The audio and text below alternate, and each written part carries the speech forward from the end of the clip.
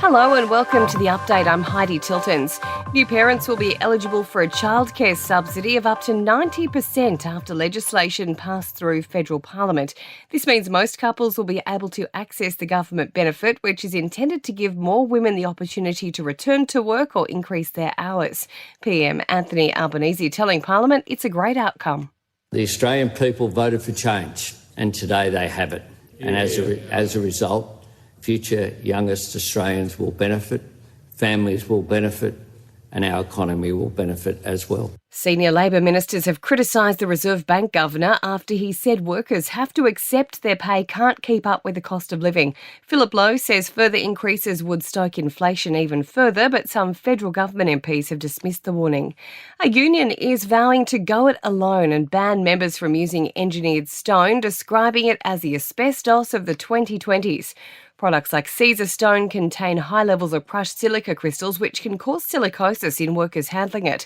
The CFMEU's Zach Smith says it's not worth putting people's health at risk. If urgent action isn't taken, another 100,000 workers will be exposed to and contract silicosis or other dust diseases in the near future. I have no doubt that the industry will run a fear campaign to say that this could drive up costs. There are alternatives.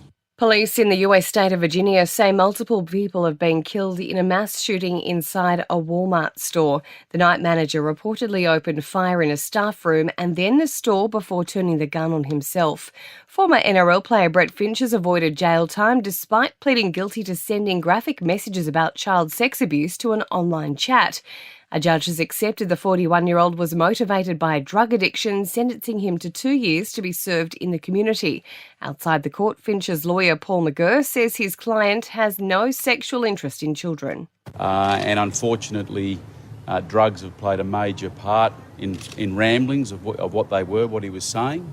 And it's just another example of the dangers of drugs and how far they can send someone down into a spiral. And we're being warned about the increasing number of scams during online Black Friday sales. Tech experts say scammers often send out emails pretending to be big-name brands promoting Black Friday deals. This sports update brought to you by Ladbrokes. The Socceroos lineup could experience a shake-up for Saturday's FIFA World Cup match against Tunisia after this morning's embarrassing 4-1 loss to France. Coach Graham Arnold says he might rotate personnel and change the way they play.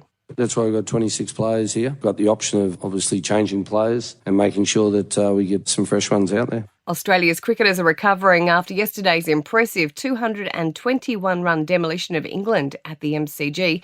The Aussies won the ODI series 3-0 and will now turn their attention to a 2-match test series against the West Indies. And close to 120 boats will contest the Sydney to Hobart yacht race, including 4 Supermaxis. In entertainment news, Kanye West has revealed he's visited Donald Trump's Mar-a-Lago estate in Florida with a special request for the former president. The rapper taking to Twitter to tell fans he's asked Donald Trump to be his running mate for the 2024 presidential election. Taylor Swift's iconic Cornelia Street townhouses hit the rental market. The West Village home in New York going for an eye-watering $45,000 a month. And Hailey Bieber has shared a racy selfie wearing bubblegum pink underwear for her 26th birthday.